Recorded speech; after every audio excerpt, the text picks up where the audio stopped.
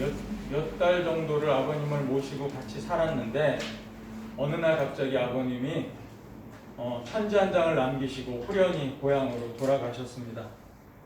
뭐라고 편지에 쓰여놓으셨느냐? 잘 있거라 5번아 6번은 간다 이렇게 써놓으셨답니다. 잘 있거라 5번아 6번은 간다. 네, 이게 무슨 말이냐?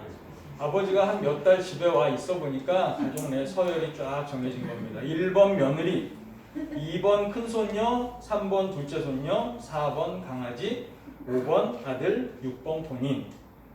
네, 뭐 이런 이야기가 인터넷에 떠돌더라고요.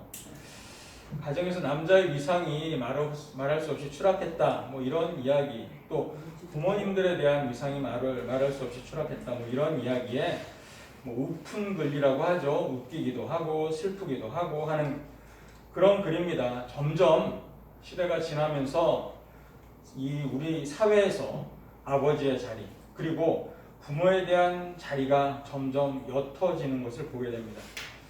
참으로 안타까운 일이라고 할 수 있습니다. 그러나 우리 그리스도인만큼은 절대로 놓쳐서는 안 될 것이 있습니다. 그것은 부모에게 효도하고 그리고 어른을 공경하는 마음일 것입니다.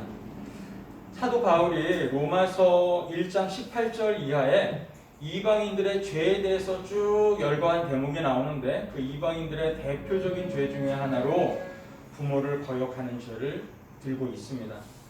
부모를 거역한다는 게 이방인들, 타락한 이방인들, 하나님을 모르는 이방인들의 특징 중에 하나라는 겁니다. 요즘은 좀 그런 경우가 없지만 예전에 어떤 사람들은 이렇게 오해를 많이 했었습니다. 신앙생활 잘하는 사람은 가정일이나 부모 공경은 조금 뒤로 제쳐놔야 한다. 먼저 교회 일이다. 먼저 하나님 일이다. 이렇게 주장하고 생각하고 말했던 사람들이 있었습니다. 잘못된 생각이죠. 절대 그러면 안 됩니다. 부모님을 홀대하고 가정을 내팽개치고 교회를 섬긴다. 이것은 절대로 never 좋은 신앙이 아닙니다. 마태복음 7장 11절 이하에 예수님께서 이런 점에 대해서 이렇게 지적을 하십니다. 제가 현대어 버전으로 읽어드릴게요. 너희는 부모에게 미안합니다. 저는 부모님을 도와드릴 수 없습니다. 부모님께 드려야 할 것을 하나님께 드렸기 때문입니다. 라고 말하기만 하면 된다고 하면서 진정으로 부모에게 아무것도 해드리지 못하게 하고 있지 않느냐. 이것이 바로 너희가 인간이 만든 전통을 지키려고 하나님의 율법을 어기는 것이 아니란 말이냐. 예수께서 아주 강하게 지적하십니다. 여러분, 믿음의 사람들은 가정이라는 것이 하나님이 주신 축복의 통로다. 그걸 알아야 합니다. 부모를 공경해야 하고 부부간에 서로 동등하게 도와야 하고 격려해줘야 되고 그리고 자녀들을 내 것이 아닌 하나님이 맡겨주신 선물임을 알면서 믿음으로 세워나가야 합니다. 믿음과 효도생활과 가정생활이라는 것이 분리돼서 한쪽만 해야 되는 것이 아니라 하나라는 이야기입니다. 특히나 구약성경이 그런 점들을 많이 강조하는데 하나님을 잘 섬기는 신앙을 뭐라고 말하냐 하면 살아계신 부모님을 섬기는 것이다 라고 이렇게 특정지어서 이야기를 합니다. 구약성경에서는 부모를 공경하지 않는 것, 특히나 잠언 뭐 이런 데 많이 나오지 않습니까? 부모를 거역하는 것은 죄다 이렇게 아주 단호하게 규정하고 있습니다. 이를 어긴다는 것은 죄고요. 이를 어긴다는 것은 축복을 받을 수 없는 처지에 놓이게 된다는 것을 의미합니다. 반면에 부모를 잘 섬긴다, 부모를 공경한다, 이것은 하나님이 기뻐하시는 일이다 라고 성경은 표현하고 있습니다. 이 부모님을 섬기고 가정을 통하여서 우리가 최선을 다하는 게 주님이 주시는 축복의 통로라는 이야기입니다.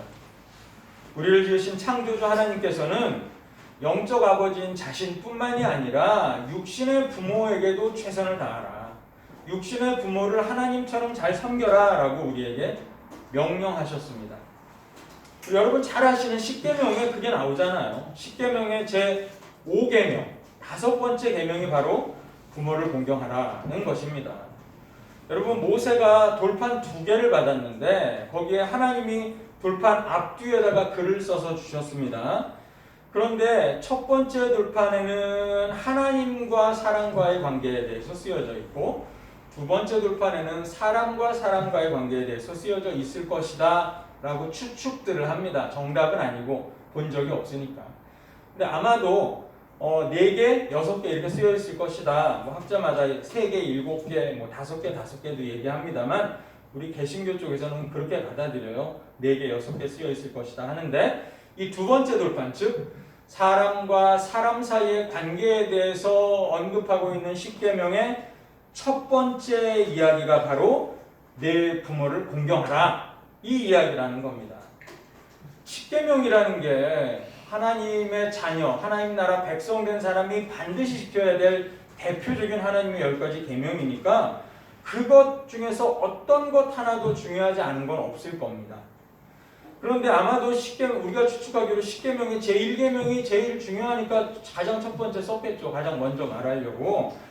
순서대로 아마 조금씩의 무게의 차이는 있을 수도 있는데 더 중요한 것이, 그런데 내 부모를 공경하라는 이 5번째 계명은 십계명의 딱 한가운데 놓여 있는 계명입니다. 그래서 어떤 학자들은 이 5번째 계명이 율법의 중심이다, 이렇게 이야기하는 사람도 있습니다. 우리가 태어나서 제일 먼저 만나게 되는 게 우리 육신의 부모잖아요. 아버지, 어머니. 우리 부모님들은 미성숙한 우리들을 스스로는 아무것도 할 수 없는 이런 미성숙한 우리들을 일방적인 하나님의 사랑으로, 하나님의 사랑을 그대로 본따서 우리를 돌보고 사랑하고 양육해 주십니다. 우리가 이 땅에 와서 처음 만나게 되는 이 부모와의 관계, 이게 잘 되어야만 그 다음에 우리가 자립해서 세상과의 관계, 하나님과의 관계를 잘 설립해 나갈 수 있다라는 겁니다. 그래서 부모 공경에는 하나님의 축복의 약속이 들어있는 겁니다. 이것을 통해서 우리가 세상을 접하고 하나님을 접하게 되니까 말이죠. 뿌리 없는 나무가 없는 것처럼 부모 없는 자식은 있을 수 없잖아요. 그렇기 때문에 내 부모를 공경하라는 말씀은 아주 건강한 인간관계, 아주 건강한 가정생활을 위해서 가장 중요한 계명이라고 할 수 있습니다. 특히나 여러분 잘 생각해 보시면 10계명 가운데 대부분의 계명은 다 뭐로 끝나냐면 하지 말라로 끝납니다. 하지 말라. 하지 말라. 그런데 10계명 중에 딱 2가지 계명만 하라로 끝나는 계명입니다. 이게 바로 제4계명인 안식일을 기억하여 거룩하게 지키라 하고 제5계명 내 부모를 공경하라. 이것만 하라라는 2가지의 계명입니다. 나머지 8가지 계명은 하지 말라기 때문에 사실 하지 않으면 되는 겁니다. 하지 말라는 계명은 안 하면 돼요. 그죠? 근데 이 하라는 계명은 사실은 오히려 더 좀 까다롭습니다. 왜냐하면요, 여러분, 하라라는 이야기는 얼만큼 해야 된다는 얘기입니까? 어디까지 해야 된다는 얘기입니까? 끝이 없는 계명이에요, 사실은. 사실 그렇지 않습니까? 우리가 부모님께 다 공경하는데 공경하는데 뭐 어떤 분은 더 많이 공경하고, 제가 저희 어머니 잘 공경합니다만 박 장로님에 대하면 저는 저기 세 발의 피 아닙니까? 또 저는 불경한 처지가 되는 거예요. 그러니까 어디까지냐에 따라서 이거는 좀 차이가 날 수밖에 없는 겁니다. 경계가 애매한 계명입니다. 그래서 어떤 사람들은 하지 말라는 것을 어기면 죄고, 하라는 것은 어겨서 어긴다는 개념 자체가 좀 애매하니까 하라는 것을 잘할수록 의로움의 기준이 된다. 하라는 것을 이만큼 하면 의롭고 이렇게 조금 덜 의롭고 하는 그런 기준이 된다. 이렇게 이야기하기도 합니다. 성경에는요, 구약에 이렇게 말하는 것 10계명뿐만이 아니라 예수님의 삶을 통해서도 우리에게 부모에게 효도하는 것이 얼마나 중요한지를 가르쳐주고 있습니다.